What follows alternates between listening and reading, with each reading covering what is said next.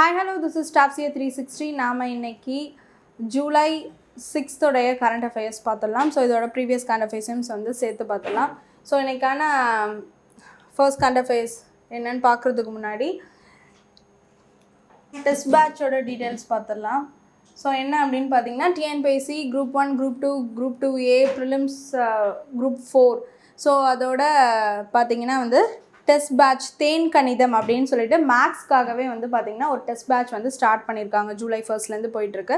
So பார்த்திங்கன்னா maths and ரீசனிங்கான test batch 25+ test and 2 months duration, 1200 questions வந்து plus questions. ஓகேவா?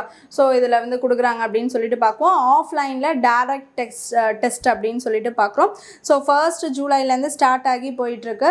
ஸோ உங்களுடைய நியர்பை பிரான்ச்சஸ் வந்து காண்டாக்ட் பண்ணிக்கோங்க. இந்த ஆஃப்லைன் டெஸ்ட் பேட்ச் தேன் கணிதம் மேக்ஸ் அண்ட் ரீசனிங் டெஸ்ட் பேட்சில் அட்டன் பண்ணுங்கள், பயன்பெறுங்க. ஓகே, ஸோ கரண்ட் அஃபேர்ஸ் பார்க்கலாம்.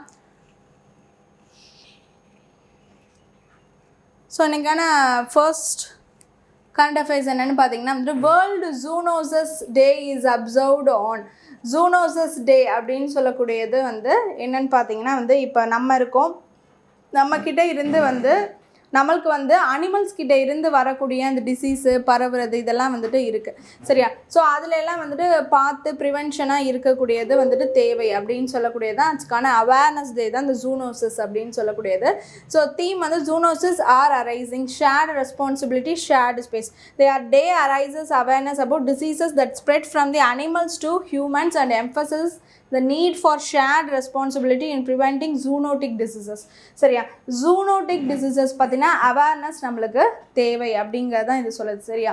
ஸோ என்னென்னா வந்து இப்போ அனிமல்ஸ் கிட்டேருந்து சில வகையான ஒரு டிசீசஸ் நம்மளுக்கு பரவுதுன்னா அதை வந்து நம்ம எப்படி ப்ரிவென்ஷன் பண்ணுறது, இப்போ இருக்க காலகட்டத்தில் அதை நம்ம எல்லாருமே சேர்ந்து ஒரு ஷேர்ட் ரெஸ்பான்சிபிலிட்டியாக பண்ணியாக கண்டிப்பாக அதை வந்து ப்ரிவென்ஷன் பண்ணலாம் அப்படின்னு சொல்லக்கூடியதான் சொல்லுது. ஸோ அதனால் வந்து அதுக்கு அதோட தீம் என்ன சொல்லியிருக்காங்க, zoonosis are rising shared responsibility shared space அப்படின்னு சொல்லக்கூடிய தீமாக சொல்லியிருக்காங்க.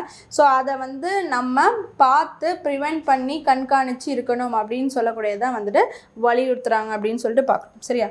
So next the theme of the world rural development day 2026 is என்னென்னு பார்த்தீங்கன்னா ரூரல் டெவலப்மெண்ட்டுக்கான தீம். ஜூலை 6th தான் வேர்ல்டு ரூரல் டெவலப்மெண்ட் டே அப்படின்னு சொல்லிட்டு பார்க்குறோம். So rural empowerment global impact அப்படின்னு சொல்லக்கூடியதான் தீம். சரியா? இந்த டே என்ன ஹைலைட் பண்ணுறதா importance of strengthening rural communities to achieve sustainable global development. சரியா? ரூரல் கம்யூனிட்டிஸில் இருக்கக்கூடிய டெவலப்மெண்ட் தான் குளோபலி வந்து பார்த்திங்கன்னா பெரிய அளவில் ஒரு டெவலப்மெண்ட் வரும். சரியா? சின்ன சின்ன இடங்கள்லேருந்து ஸ்டார்ட் ஆகக்கூடிய சேஞ்சஸ் தான் பெரிய அளவில் இம்பேக்டை கொடுக்கக்கூடியது. சரியா? ஸோ அதனால் வந்துட்டு ஸ்ட்ரென்தனிங் தி ரூரல் கம்யூனிட்டிஸ். இப்போ வந்து பார்த்திங்கன்னா இந்தியாவுடைய முதுகெலும்பே வந்து கிராமங்கள் தான் அப்படின்னு சொல்லிட்டு மகாத்மா காந்திஜிலாம் சொல்லியிருக்காங்க. சரி, அதனால் வந்து ஒரு எப்படி வந்து ஒரு இந்தியாவில் ஒரு அக்ரிகல்ச்சர் அப்படின்னு சொல்லக்கூடியது அதோட முதுகெலும்பாக இருக்கோ அதே மாதிரி வந்து பார்த்திங்கன்னா கிராமங்களும் பார்த்திங்கன்னா வந்துட்டு மிகப்பெரிய பங்கு. ஸோ அங்கேருந்து தான் வந்து எல்லாமே தொடங்குது. ஸோ அதனால் அங்கே ஏற்படக்கூடிய ஒரு டெவலப்மெண்ட்ஸ் குளோபல் டெவலப்மெண்ட்டாக இருக்கும் அப்படின்னு சொல்லி தான் பார்க்கணும். Okay, next which state launched this Jan Jan Ki Sarkar and Jan Jan Ki Dewar initiative? Jan Jan Ki Sarkar Jan Jan Ki Dewar அப்படின்னு சொல்லக்கூடியது வந்து எந்த ஸ்டேட்டில் இப்போ லான்ச் பண்ணியிருக்காங்க அப்படின்னு சொல்லிட்டு பார்த்திங்கன்னா உத்தரகாண்டில் லான்ச் பண்ணியிருக்காங்க அப்படின்னு சொல்லிட்டு பார்க்குறோம். ஸோ இந்த ப்ரோக்ராம் என்ன பண்ணுது அப்படின்னா வந்துட்டு doorsteps of the people. சரியா? ஸோ அரசினுடைய திட்டங்கள் எல்லாத்தையும் அவங்களுடைய வந்து டோர் ஸ்டெப் வீட்டு வாசல்லே கொண்டு போய் சேர்க்கக்கூடிய ஒரு அமைப்பாக தான் வந்துட்டு இந்த ஜன் ஜன் கி சர்க்கார் ஜன் ஜன் கி தேவார் அப்படின்னு சொல்லக்கூடிய ஸ்கீம் சொல்லுது அப்படின்னு சொல்லிட்டு பார்க்குறோம். Deliverance of the government welfare schemes directly to the doorsteps of the people. அப்போனா வந்துட்டு டோர் ஸ்டெப்பில் கொண்டு போய் கொடுக்குற ஸ்கீம்ஸ் அது ஒரு பக்கம் இருந்தாலும் எல்லா ஸ்கீம்ஸுமே வந்துட்டு பீப்புள்ஸை வந்து போய் ஈஸியாக வந்து சேர்கிற வகையில் இருக்கணும். அப்படியா அங்கே லான்ச் பண்ணாங்க, எங்களுக்கு இன்னமும் அதெல்லாம் வந்து கிடைக்கலையே, இன்னும் வந்து செயல்படலையே அப்படின்னு சொல்லிட்டு இருக்கக்கூடாது. எல்லாமே வந்துட்டு எல்லாருக்கும் ஈஸியாக கிடைக்கிற வகையில் இருக்கணும் அப்படின்னு சொல்லக்கூடியது தான் இது. ஸோ இதை இனாக்ரேட் பண்ணி லான்ச் பண்ணி வச்சுருக்கிறது Pushkar Singh Dhami, chief minister of Uttarakhand அப்படின்னு சொல்லிட்டு பார்க்கணும். ஓகே, சரி next which language was declared the fourth official language of the Assam? So Assam வந்து ஏற்கனவே அஸ்ஸாமிஸ் லாங்குவேஜ் பேசுகிறாங்க, அப்புறம் போடோ லாங்குவேஜ் பேசுகிறாங்க. ஸோ இதெல்லாம் வந்துட்டு பேசிட்டு தான் இருக்காங்க. பட் வந்து பார்த்திங்கன்னா ஓவராலாக அஃபிஷியலாக வந்து இந்தியாவுக்குன்னு ஹிந்தி ஒரு லாங்குவேஜாக இருக்கும்போது அவங்க வந்துட்டு அவங்களுடைய 4th லாங்குவேஜாக ஹிந்தியையும் அக்செப்ட் பண்ணுறதா இப்போ சொல்லியிருக்காங்க. அண்ட் வரக்கூடிய பட்ஜெட்லேருந்து வந்துட்டு அஃபிஷியல் லாங்குவேஜாக வந்துட்டு அவங்க ஹிந்தியையும் அக்செப்ட் பண்ணுறாங்க as a 4th லாங்குவேஜாக அப்படின்னு சொல்லியிருக்காங்க. ஸோ அதுதான் நம்ம பார்க்குறோம். ஸோ என்ன லாங்குவேஜ் அப்படின்னு பார்த்திங்கன்னா ஹிந்தி. ஓகேவா? ஸோ வந்து Assam Hindi has been declared the 4th official language of Assam. Assam is English, Bodo இது ஏற்கனவே வந்து அவங்களோட அலுவலாக இருக்கக்கூடிய மொழிகள். ஸோ நெக்ஸ்ட் டு தட் வந்து இப்போ பார்த்திங்கன்னா ஹிந்தியும் இதில் ஜாயின் பண்ணுறாங்க அப்படின்னு சொல்லிட்டு பார்க்குறோம். ஸோ வரக்கூடிய பட்ஜெட்லேருந்து செயல்படுத்த போகிறாங்க. சரியா? ஸோ அப்போ வந்து அசாமில் ஹிந்தியை வந்து இவங்க அவங்களுடைய 4th அஃபிஷியல் லாங்குவேஜாக டிக்ளேர் பண்ணியிருக்காங்க அப்படின்னு சொல்லிட்டு பார்க்குறோம். ஓகே, சரி நெக்ஸ்ட் 8th ஷெடியூலில் வந்து 22 லாங்குவேஜஸ் இருக்குது. ஸோ அதில் வந்து இந்த இப்போ வந்து இவங்க பார்த்திங்கன்னா வந்து போடோலாம் அதில் இருக்குது. ஸோ இப்போ அவங்க வந்து இந்த லிஸ்ட்டில் வந்துட்டு ஹிந்தி வந்து அஃபிஷியல் லாங்குவேஜாக ஓவராலாக இருக்கிறப்ப நாங்களும் அதை வந்து யூஸ் பண்ணிக்கிறோம் அப்படின்னு சொல்லிட்டு அஃபிஷியல் லாங்குவேஜாக அவங்க கொண்டு வராங்க. ஓகேவா? Even though it is a north eastern state, அவங்க வந்து ஹிந்தியை ஃபாலோ பண்ணுறாங்கன்னு சொல்கிறாங்க. ஓகே, சரி next 7th world Thirukkural conference was held in. சரியா? எங்கே நடந்திருக்குன்னா பெங்களூரில் நடந்திருக்கு. ஸோ இந்த பெங்களூரில் 7th வேர்ல்டு திருக்குறள் கான்ஃபரன்ஸ் எங்கே நடந்திருக்கு? பெங்களூரில். யார் ஆர்கனைஸ் பண்ணியிருக்கா? Bengaluru Thiruvalluvar Sangam, Thaimozhi foundation and Saint Claret College. So இவங்களாம் சேர்ந்து தான் வந்துட்டு இந்த 7th திருக்குறள் கான்ஃபரன்ஸை பெங்களூரில் நடத்திருக்காங்க. ஸோ இங்கே வந்து பார்த்திங்கன்னா மயில்சாமி அண்ணாதுரை இஸ்ரோ சயின்டிஸ்ட். ஸோ அவர் வந்து பார்த்திங்கன்னா ஆஸ் அ சீஃப் கெஸ்ட்டாக வந்து அதில் பார்ட்டிசிபேட் பண்ணியிருக்காரு அப்படின்னு சொல்லிட்டு பார்க்குறோம். அண்ட் ஆல்சோ திருக்குறள் ரிலேட்டடான திருக்குறள் டிரான்ஸ்லேஷன்ஸ் ரிலேட்டடான நிறைய புக்ஸு, நிறைய டெவலப்மெண்ட்ஸ் இன்னும் கொண்டு வந்து அதை வெளியிடணும் அப்படிலாம் சொல்லிட்டு நிறைய வந்து இந்த கான்ஃபரன்ஸ் மூலிமா செயல்படுத்துகிறாங்க அப்படின்னு சொல்லிட்டு பார்க்குறோம். ஓகே, சரி next phase 2 of which metro project was inaugurated by the Prime Minister during his Rajasthan visit. ஓகேவா? ஸோ இப்போ எந்த இடத்துல வந்து பார்த்திங்கன்னா phase 2 of the metro project இப்போ வந்து லான்ச் பண்ணியிருக்காரு. அண்ட் ஆல்சோ அதோட சேர்த்து என்னென்னலாம் பண்ணியிருக்காரு அப்படின்னு சொல்லிட்டு பார்த்திங்கன்னா ஜெய்ப்பூரில் மெட்ரோ ரயில் ப்ராஜெக்ட் வந்து பார்த்திங்கன்னா phase 2 லான்ச் பண்ணுறாங்க. நெக்ஸ்ட்டு நியூ டெர்மினல் பில்ட் பண்ணுறாங்க. எதுக்கு? ஜோத்பூர் ஏர்போர்ட் அப்படின்னு சொல்லிட்டு பார்க்கணும். சரி, அதுக்கான இனாக்ரேஷன் ப்ரோக்ராம் பண்ணுறாரு. ஸோ அதோட ப்ராஜெக்ட் காஸ்ட் எவ்வளோ? 480 crore. பில்டப் ஏரியா வந்து 23,000 square kilometres. And annual passenger capacity வந்து 2 million, that is 20 lakh passengers வந்துட்டு பார்த்திங்கன்னா மறந்து போக இருக்கக்கூடிய அளவில் கெப்பாசிட்டி ஹோல்டிங்காக இருக்குது. ஏரியா வந்து 23,000 square metres and project cost 480 crores அப்படின்னு சொல்லிட்டு பார்க்கணும். சரி, இது வந்து ஜோத்பூர் ஏர்போர்ட்டை இனாக்ரேஷன் ஃபங்க்ஷன், அதுலேயும் இது கலந்துருக்கார். Next prime minister also launch the redeveloped Udan scheme project cost rupees 28,840 crores அப்படின்னு சொல்லிட்டு பார்க்கணும். சரியா?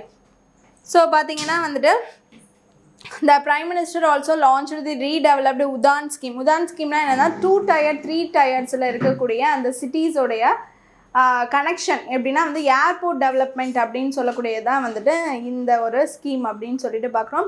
ஸோ இந்த 2 tier 3 tierல இருக்கக்கூடிய சிட்டிஸ்லாம் வந்து இந்த கனெக்டிவிட்டியை வந்துட்டு அதிகப்படுத்தணும். அதில் வந்து இப்போ வந்து பார்த்திங்கன்னா ஒரு 1 hourல வந்து ரீச் ஆகிற மாதிரி, ஒரு லோ பட்ஜெட்லேருந்து ட்ராவல் பண்ணுற மாதிரி, இந்த மாதிரி வந்து கனெக்ஷன்ஸ் அதிகப்படுத்தணும்.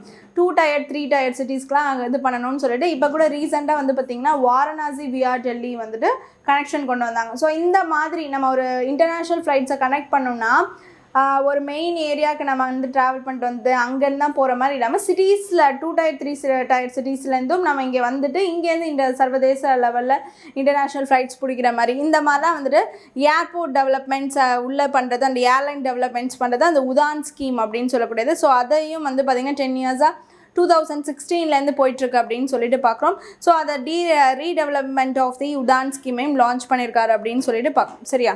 சரி, next The India-Israel bilateral investment agreement came into force on.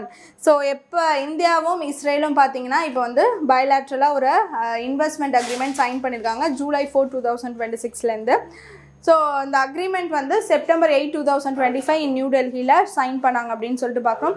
Secure and transparent environment for investors, establish a fair and effective mechanism for resolving investment disputes. So இந்த பார்த்தீங்கன்னா இது ஒரு பைலேட்ரல் இன்வெஸ்ட்மெண்ட் அக்ரிமெண்ட். இன்வெஸ்ட்மெண்ட்ஸாக ரெண்டு சைடும் இன்வெஸ்டார்ஸாக இந்த செயல்படுத்துறதுக்கான ஒரு இது. இஸ்ரேலும் இந்தியாவும் சேர்ந்து September 8, 2025 இந்த இன்வெஸ்ட்மெண்ட் அக்ரிமெண்ட்டை சைன் பண்ணிட்டாங்க. ஸோ இப்போ வந்து பார்த்தீங்கன்னா July 4, 2026 இதை வந்து செயல்படுத்துகிறாங்க அப்படின்னு சொல்லிட்டு பார்க்குறோம். ஸோ இது வந்து பார்த்தீங்கன்னா முழுக்க பார்த்தீங்கன்னா வந்துட்டு ஒரு இன்வெஸ்ட்மெண்ட் பர்பஸில் ஒரு பைலேட்ரல் அக்ரிமெண்ட் வந்து சைன் பண்ணியிருக்காங்க அப்படிங்கிறத நம்ம பார்க்கணும். ஓகே, சரி next. Who is the author of the second orbit belief of a man dream of 1.4 billion hots அப்படின்னு சொல்லக்கூடிய இந்த புக்கை வந்து யார் எழுதியிருக்கா அப்படின்னு சொல்லிட்டு பார்த்தீங்கன்னா சுபன்ஷு சுக்லா. சரியா, சுபன்ஷு சுக்லா நம்மளுக்கு வந்து தெரியும். சரியா, ஸோ அவர் வந்து பார்த்தீங்கன்னா இந்த புக்கை ரிலீஸ் பண்ணியிருக்காரு அப்படின்னு சொல்லிட்டு பார்க்குறோம். ஸோ வந்து the astronaut selection process, intensive training and mission separation, experience of life in space. So இந்த மாதிரி வந்து பார்த்திங்கன்னா அவர் க்ரூ மெம்பர்ஸோட நாசாலேருந்து போயிட்டு வந்தார்ல. ஸோ இவர் பார்த்திங்கன்னா போய் ட்ராவல் பண்ணிட்டு வந்தார் சுபன்ஷு சுக்லா. ஸோ அதனால் வந்து பார்த்திங்கன்னா வந்துட்டு அவரோடைய அந்த எக்ஸ்பீரியன்ஸ் எல்லாத்தையுமே கவர் பண்ணுற மாதிரி அந்த புக்கில் வந்துட்டு கொடுத்துருக்காரு அப்படின்னு சொல்லிட்டு பார்க்கணும். ஓகே, சரி next. Samarasa Yatrikar is based on the life of யாரோடைய ஒரு ஸ்டோரியை வந்து எழுதியிருக்காங்க அப்படின்னு சொல்லிட்டு பார்த்திங்கன்னா பிகு ராம்ஜி இடத்தே அப்படின்னு சொல்லக்கூடியவருடைய புக்கு தான். சரியா, இவர் வந்து பார்த்திங்கன்னா national commission for denotified nomadic and semi nomadic tribes. சரியா, ஸோ இவர் வந்து பார்த்திங்கன்னா நோமடிக் அண்ட் செமி நோமடிக்னா என்ன, நாடோடிகள் அவங்கள தான் வந்து நோமடிக் நோமடிக் அப்படின்னு சொல்லுவாங்க. ஸோ அந்த பழங்குடியின மக்கள், நாடோடி பழங்குடியின மக்கள் இருப்பாங்களா, அவங்களுக்கான ஒரு கமிஷன், நேஷ்னல் கமிஷனில் தான் சேர்மனாக வந்திருக்காருன்னு சொல்லிட்டு பார்க்குறோம். அவர் தான் இந்த புக் எழுதியிருக்காரு. ஸோ அவர் வந்து பார்த்திங்கன்னா இதில் வந்து ஸ்பெஷலைஸ்டாக ஒர்க் பண்ணதுனால பத்மஸ்ரீ 2023 வாங்கியிருக்காருன்னு சொல்லிட்டு நம்ம பார்க்குறோம்.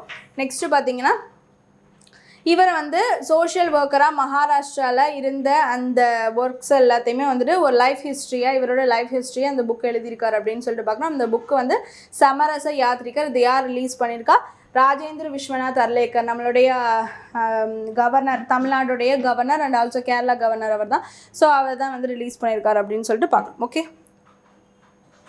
ஸோ இன்னைக்கான கரண்ட் அஃபேர்ஸ் எல்லாமே பார்த்தாச்சு. Hope you understand the video. Thank you.